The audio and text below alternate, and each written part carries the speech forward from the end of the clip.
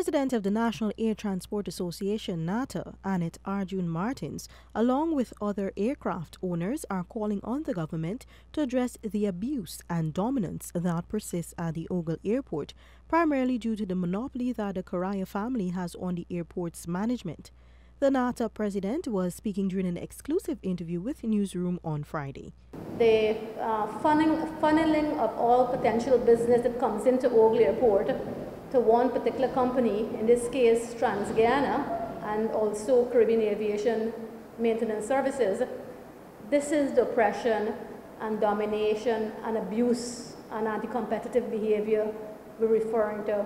And like I said, we could spend the rest of the weekend here going through them one by one.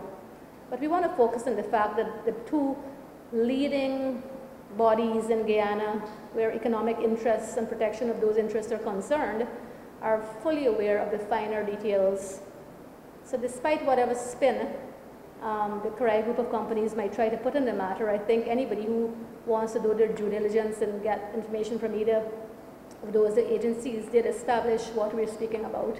Her arguments were supported by Captain Leery Barkley, representative of the Roraima Airways, who said had the airport review panel been in operation, many of the injustices meted out on the smaller operators would not have taken place. The most important stakeholder of this airport is the public that uses this airport.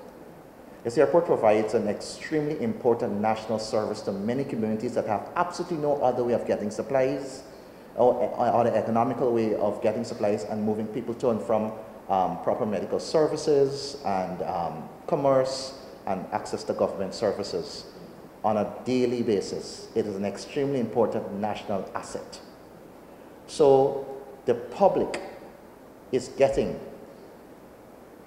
the bad end of the stick if there is dominance that forces costs of operation to rise. Representing the smaller aircraft operators, Captain Emil Jahan believes the best solution to the issues they have been facing and continue to face at the Ogle Airport is the establishment of a national airport authority, which would allow better oversight and avoid overstepping by the Correas.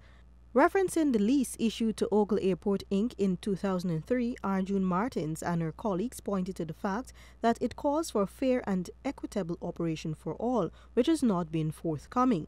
She noted that Public Infrastructure Minister David Patterson is aware of the issues they face, and they are hopeful that he will speedily address these, particularly with the establishment of the Airport Review Panel.